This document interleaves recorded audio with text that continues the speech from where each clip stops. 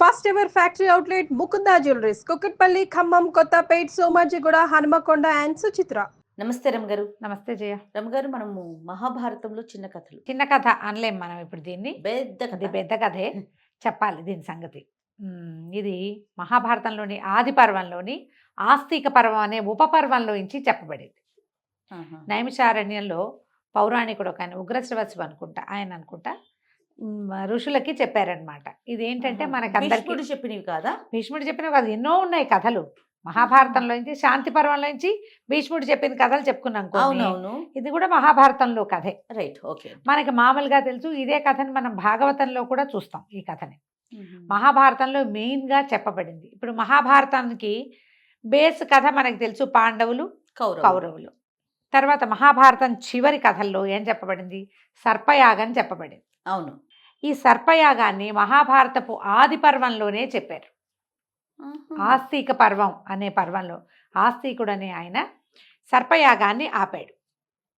అసలు ఈ సర్పయాగం కథ ఎక్కడిది, సర్పాలు ఎక్కడివి, ఇదంతా మహాభారతంలో ఆ వ్యాస మహర్షి చెప్పారు. ఓకే. ఇది మనకు ఆది పర్వంలోనే కనపడుతుంది. బాగుంటుంది, డిఫరెంట్ కథ. మనకి తెలిసిన గరుక్పంతుడి కథే ఇది. దీని ప్రారంభ కథ ఎక్కడి నుంచి వచ్చిందంటే మహాభారతంలోని ఆది పర్వం ఆస్తిక పర్వంలోనే చెప్పబడింది అన్నమాట. కశ్యప ప్రజాపతి, ఈయన బ్రహ్మమానస పుత్రులలో ఒకడు. ఈ ప్రజాపతికి దక్ష ప్రజాపతి యొక్క కుమార్తెలతోటి వివాహమైంది. దక్ష ప్రజాపతికి చాలామంది కుమార్తెలు, అందులో కొంతమందిని ఈయనకి ఇచ్చాడు కశ్యప ప్రజాపతికి. 27 మందిని చంద్రుడికి ఇచ్చాడు. సతీదేవిని పరమేశ్వరుడికి ఇచ్చాడు. ఈ లెక్కన చంద్రుడు, పరమేశ్వరుడు, కశ్యప ప్రజాపతి, వీళ్ళు ముగ్గురు తోడల్లుళ్ళు. అంతేగా, అంతే కదా కథ ప్రకారం.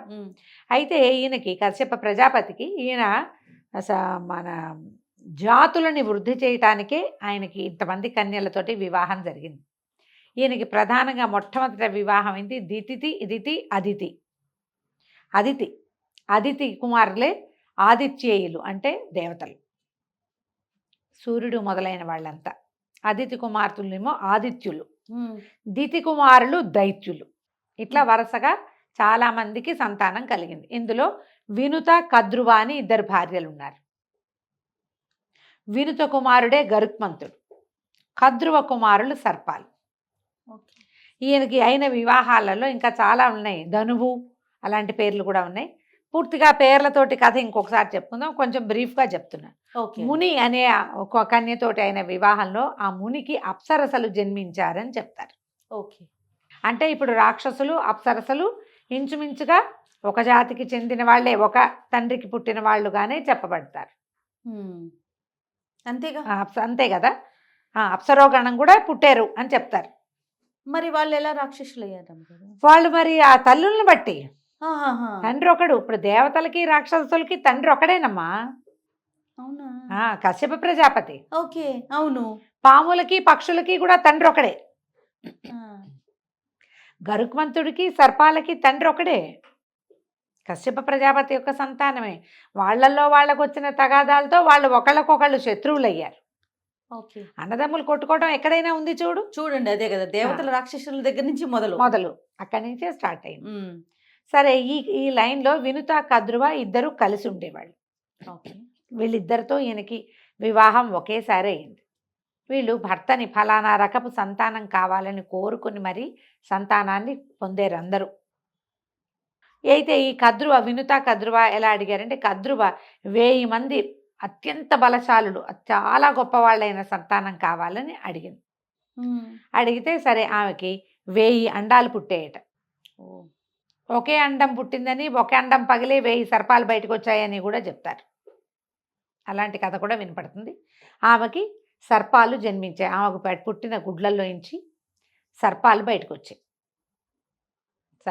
గుడ్లే జన్మనిచ్చింది ఆవిడ. అయితే వినుత కూడా మహాబలవంతులైన 2 సంతానమైనా చాలు, నాకు 2 చాలు అని అడిగింది. అడిగితే ఆమెకి 2 అండాలు జన్మించాయి. ఈ 2 అండాలని ఆవిడ వినుత కద్రువ తాలూకు 1000 అండాల గుడ్లని ఏం చేశారట, పొర్లిపోతున్నట్టుగా ఉన్నటువంటి నేతి కుండలలో భద్రపరిచారు. 1000 + 2. ఈవిడ 2 ఈవిడ దాచుకుంది, ఆవిడ 1000 ఆవిడ దాచుకుంది, భర్త ఏర్పరిచిన చోటే. క్రమంగా ఈ 1000 మంది సర్పాలు బయటకు వచ్చారు.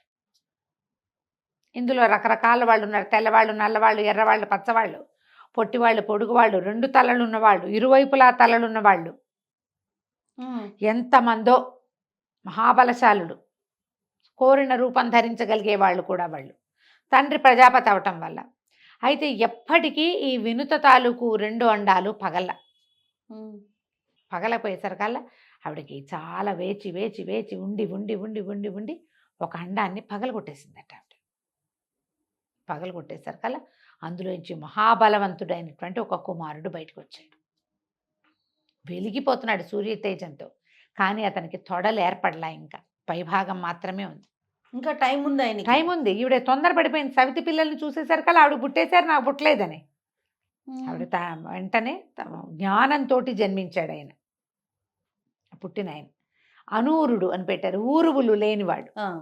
ఆయన ఏం చెప్పాడంటే, నీ తొందరపాటుతోటి ఇట్లా అయిపోయాను నేను, తొందరపడద్దు, ఈ 2వ అండాన్నైనా నువ్వు జాగ్రత్త పరుచుకో అని చెప్పాడు. చెప్పేసరికల్లా సరే, నువ్వు ఇట్లాంటి పని చేసావు, సవితికి దాస్యం చేయాల్సి వస్తావు, నువ్వు ఇట్లా కుమారులని ఇది చేసుకున్న వాళ్ళకి నీకు సమస్య వస్తుంది, నిన్ను సమస్యల నుంచి బయటపడగలిగేవాడు మహాబలవంతుడైన వాడు జన్మిస్తాడు, కారణ జన్ముడు, ఆ అండాన్నైనా పరిరక్షించుకో అని చెప్పి ఆయన తండ్రి అనుమతితోటి సూర్యుడికి రథసారథిగా వెళ్ళిపోయాడు.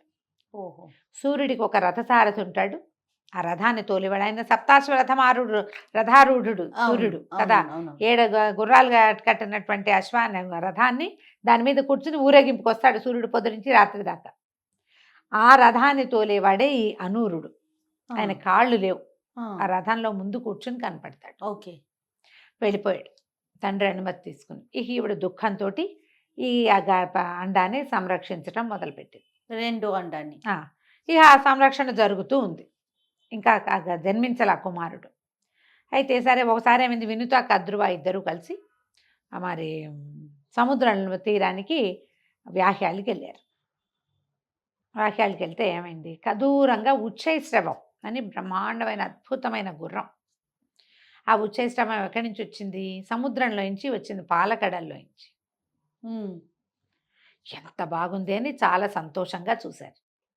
తెల్లటి గుర్రం. అయితే కొంచెం కనువెలుగులో చూశారు వీళ్ళు.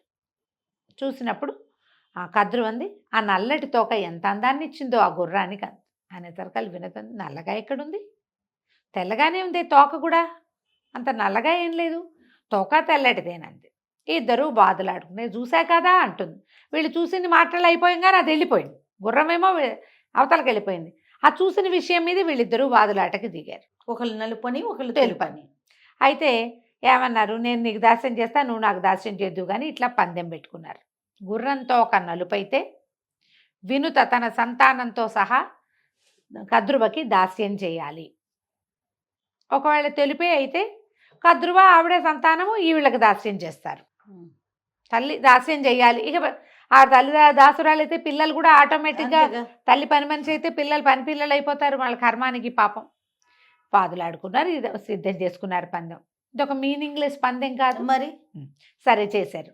చేసిన తర్వాత ఇప్పుడు ఏం చేసింది, ఇంటికి వెళ్ళాక ఈ కద్రువుకి అనుమానం వచ్చింది, నేనేమన్నా పొరపాటు పడ్డానా, ఎక్కడా కథల్లో మాటల్లో వినలేదే ఉచ్చేసేవానికి తోక నలుపని, కానీ పందెం పెట్టేసుకున్నాను, ఇప్పుడు నేను ఏం చేయాలి అని తన కుమారులైన నాగులని పిలిచి, ఇట్లా నేను మీ పినతల్లి పందెం వేసుకున్నాం, మరి ఒకవేళ రేపొద్దున నేను ఓడిపోతే నేను దాస్యం చేయాల్సి వస్తుంది, కాబట్టి మీలో కొంతమంది వెళ్ళి ఆ ఉచ్చేశ్రవం తోకని చుట్టుకోండి, తోక నల్లగా కనపడుతుంది, పాముల్లో నల్లటి వాళ్ళు ఉన్నారు కదా అని అడిగింది.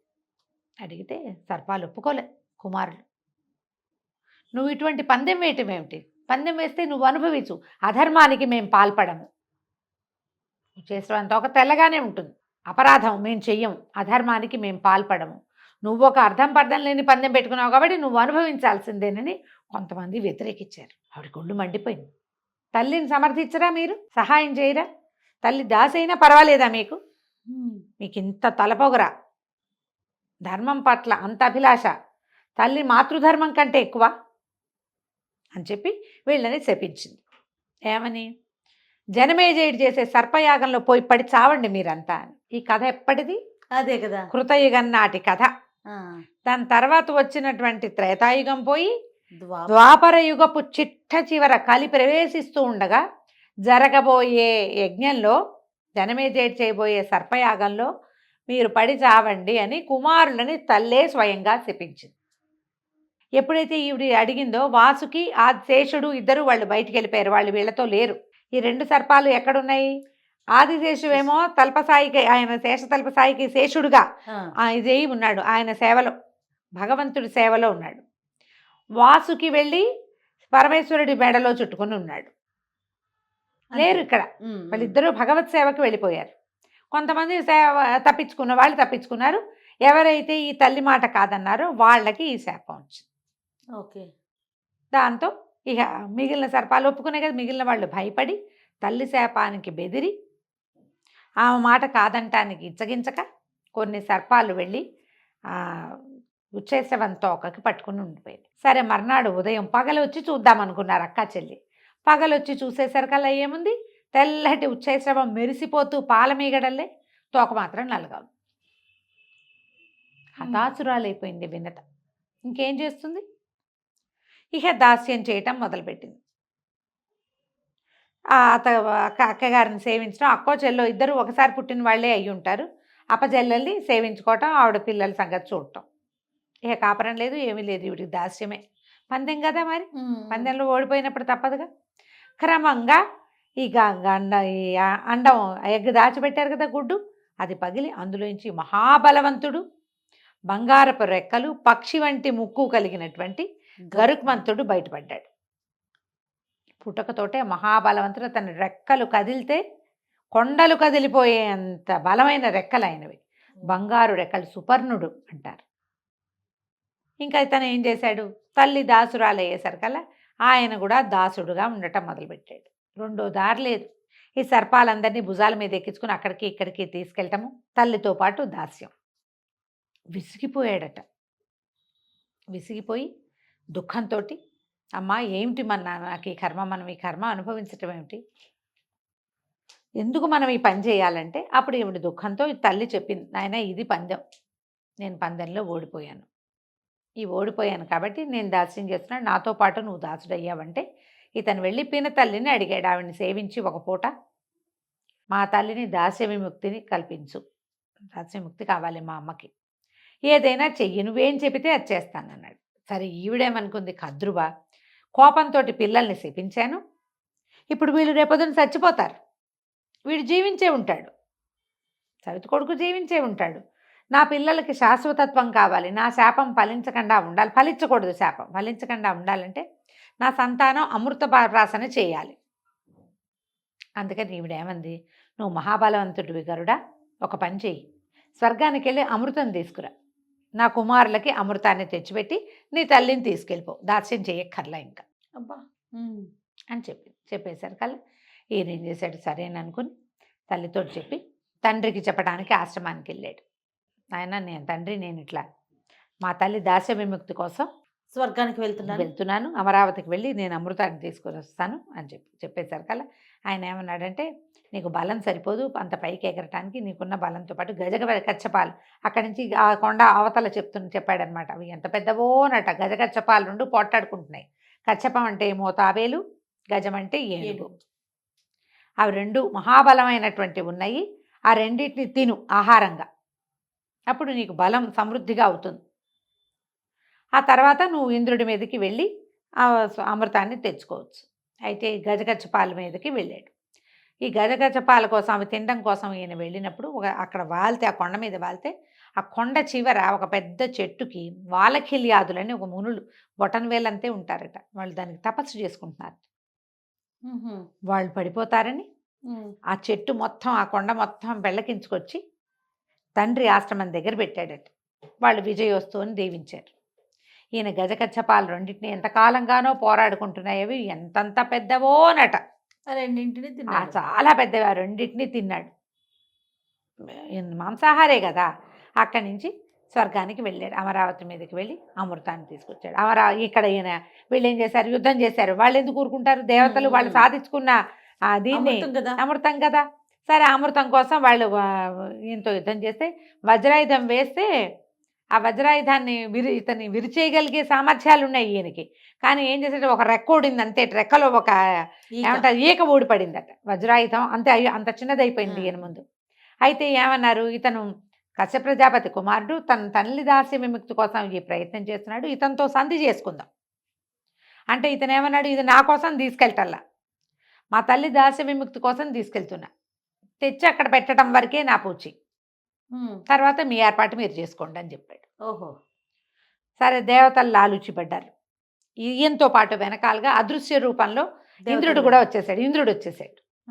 ఇంద్రుడు వస్తే సరే ఏం చేశాడు ఈయన, వినుత కద్రువకి చెప్పాడు, అమ్మా అమృతం తెచ్చానంటే అప్పుడు ఆవిడ ఏమంది, అక్కడ పెట్టు, నేల మీద పెట్టకుండా పరిచి దర్భలు ఉంటాయి కదా, దర్భలు పరిచి దర్భల మీద పెట్టి కుమారులను స్నానం చేసి వచ్చి అమృతం తీసుకోండి అని చెప్పింది ఆవిడ. వీళ్ళందరూ స్నానాలకు వెళ్ళారు. వాళ్ళు చూస్తూనే ఉన్నారు. ఎప్పుడైతే ఈ అమృత భాండం ఇక్కడ పెట్టబడిందో వెంటనే ఈ గరుత్మంతుడు ఏం చేశాడు, వాళ్ళ అమ్మని తీసుకుని ఎగిరి వెళ్ళిపోయాడు, కశ్యపాశ్రమానికి వెళ్ళిపోయాడు. ఇక్కడి నుంచి క్షణాల్లో జరిగిపోయింది. ఈ సర్పాలన్నీ స్నానానికి వెళ్ళినాయి, అందరూ చూశారు. అంటే ఇప్పుడు చూడకుండా నువ్వు తెచ్చిపెట్టలేదని పొట్టడానికి వీల్లేదు. తల్లి చూసింది, కుమారులందరూ కళ్ళతోటి చూశారు. భగవత్ సేవలో ఉన్న వాళ్ళకి అమృతం అక్కర్లా, వీళ్ళందరికీ కావాలి. వాళ్ళందరూ స్నానానికి వెళ్ళగానే ఇంద్రుడు అదృశ్య రూపంలో వెనకాలే వచ్చాడు కదా, ఈ మొత్తం కలశాన్ని తీసుకెళ్ళిపోయాడు. ఓహో. నాగులు మళ్ళీ తిరిగి వచ్చేసరికల్లా కలశం లేదు. ఏమైనా కలశంలో అమృతపు చుక్కలు కొన్ని పడ్డాయేమోనని దర్భగడ్డిని నాకేరట అందరూ నాలుకతోటి. దర్భాలు మహాపదునుగా ఉంటాయి, కొసలు కుశాగ్ర బుద్ధి అంటారు, అందుకని కసుక్కమంటుంది ముళ్ళులాగా, పల్చగా ఉండి పదునుగా ఉంటాయి కొసలు. ఆ దర్భల మీద నాలుకలు రాపాడిచ్చేసరికల్లా నాలుకలు చీలిపోయినాయట పాములకి, సర్పాలందరికీ నాలుకలు చీలిపోయినాయి. అందుకని పాము నాలుకలు ఇలా కదులుతుంటాయి. ద్విజిఖులు అంటారు వాళ్ళని, రెండు నాలుకల వాళ్ళు సర్పజాతి. ఆ చీలిపోయిన నాలుకలతో ఇంకా ఏమీ చెయ్యలేకపోయారు. అతను తెచ్చిపెట్టాడు, రక్షించుకోలేకపోవటం వీళ్ళ తప్పు అంతేగా. ఆయనేమో తల్లిని తీసుకుని వెళ్ళిపోయాడు. ఈ తల్లి పెట్టిన శాపం మాత్రం వీళ్ళకి శాపంగానే ఉండిపోయింది. ఈ కథని ఈ నైమిషారణ్యంలో ఋషులకి చెప్పబడింది. దీని తర్వాత ఏం జరిగింది, కొన్ని తరాలు గడిచినాయి, కొన్ని 2 యుగాలు మారిన తర్వాత జనమేజయుడు సర్పయాగం చేశాడు. ఆ సర్పయాగం చేయడానికి కారణం ఏంటి, తన తండ్రి మెడలో ఒక చచ్చిన సర్పం వేయబడింది. ఆయనేమో ఆయన పాము చేతిలో చచ్చిపోతావు, పాము వల్ల చనిపోతావని శాపం పెట్టాడు. ఈయన ఆ ఋషి గారు, కబుక్కని ఋషి పేరు గుర్తు రావట్లేదు చూసావా, ఏ ముని మెడలో అయితే సర్పం వేశాడో ఈయన పరీక్షన్ మహారాజు, ఆ ముని యొక్క కుమారుడు ఈయన్ని శపించాడు, సర్పం వల్ల మరణిస్తాడు అని. వారం రోజులు తిరిగేసరికల్లా పరీక్షన్ మహారాజు తక్షకుడి కాటుకి మరణించాడు. ఈ సర్పపు కాటుతోటి నా తండ్రి మరణించాడు కాబట్టి సర్పాన్ని బతకనివ్వకూడదని జనమేజయుడు యాగం చేశాడు. ఈ తల్లి శాపం వల్ల ఈ సర్పాలన్నీ వెళ్ళి అందులో పడ్డాయి. కానీ ఏ తక్షకుడైతే పరీక్షిత్తుని కాటు వేశాడో ఆ తక్షకుడు మరణించల. ఆయన దీంతో వచ్చేసాడు యుద్ధాన్ని, మన సర్పాన్ని ఒక్కో సర్పాన్ని పేర్లు పెట్టి పిలిచారట ఆ యాగంలో. పిలిచినప్పుడు ఇతను ఏం చేశాడు, పరిగెత్తుకుంటూ తక్షకుడి దగ్గర ఇంద్రుడి దగ్గరికి వెళ్ళిపోయి నన్ను రక్షించమంటే రక్షిస్తాను, నా సింహాసనాన్ని చుట్టుకుని నువ్వు ఉండమన్నట్టు పేర్లు పెట్టి స్వాహా స్వాహా అని పిలుస్తున్నారు. ఇప్పుడు తక్షకుడు ఏంటి వీళ్ళు తెలుసుకున్నారు, ఇక్కడ యజ్ఞం చేస్తున్నటువంటి వీళ్ళు ఋత్విక్కులు ఇంద్రుడి దగ్గర ఉండాడని. సహేంద్ర తక్షకాయ స్వాహ అని చెప్పాడట మంత్రం ఋత్విక్కు. ఇంద్ర సింహాసనంతో పాటు వచ్చేసింది, మొత్తం కిందకి వచ్చేసింది. దీంట్లో హోమగుండంలో పడ్డానికి ఇంద్రుడితో సహా వచ్చేయాలని. వచ్చేయమంటే అప్పటికే ఆస్తికుడు వచ్చి అది ఆపిచ్చాడు. దాంతో తక్షకుడు బతికాడు. లేకపోతే పాముల జాతి అనేది ఉండేదే కాదు. ఆస్తికుడు ఇది ఆపాడనమాట. సర్పాలకి మేనలుడు ఆయన ఆస్తిక మహర్షి. ఆయన వచ్చి నాకు వరం ఇవ్వమని అడిగితే ఈయన అప్పుడు ఎవరొచ్చి అడిగినా ఇవ్వాలి కాబట్టి జనమేజయుడు ఈ సర్పయాగం ఆపమని కోరిన ఆస్తికుడి మాటకి అక్కడికి ఆపేశాడు. ఎన్ని వేల సర్పాలు చచ్చిపోయినాయిట అందులో. ఇప్పుడు మనకున్న జాతులు చాలా తక్కువ, చాలా జాతులు అందులో మరణించినాయి. తల్లి శాపం పొందిన జాతులన్నీ అందులో మరణించినాయి అన్నమాట. ఆస్తిక పర్వంలోని ఈ కథ అంతా చెప్పబడుతుంది. భలే ఒక కథ నుంచి ఓ కథ, ఓ కథ నుంచి ఓ కథ వస్తుంది మహాభారతంలో. Interlinked stories. ఇది ఎక్కడి నుంచో అయి ఇక్కడికి వచ్చింది అన్నమాట. ఈ కథ మనం మహాభారతంలోనే చూస్తాం. గరుడు ఆ తర్వాత భగవంతునికి వాహనం అయ్యాడు. ఆయన ఎక్కడన్నా గరుడ వాహనం అనేది చాలా ప్రత్యేకమైన సేవ కదా. అవునవును. ఆయన ఎక్కడికైనా వెళ్ళటానికి కూడా గరుడ గరుడ వాహనాన్ని వాహనాన్ని బాగుంటారు. వాడుకునేవాడు. ఇది కథ, గరుత్మంతుడి కథ. చాలా బాగుంది రమ్య గారు. తెలిసిన విషయమే. మనం గతంలో కూడా ఈ స్టోరీ అంతా చెప్పుకున్నాం కానీ ప్రధానంగా గరుడు అంతే అదే. కదండి. అంతే. నమస్తే రమ్య గారు. నమస్తే జయ.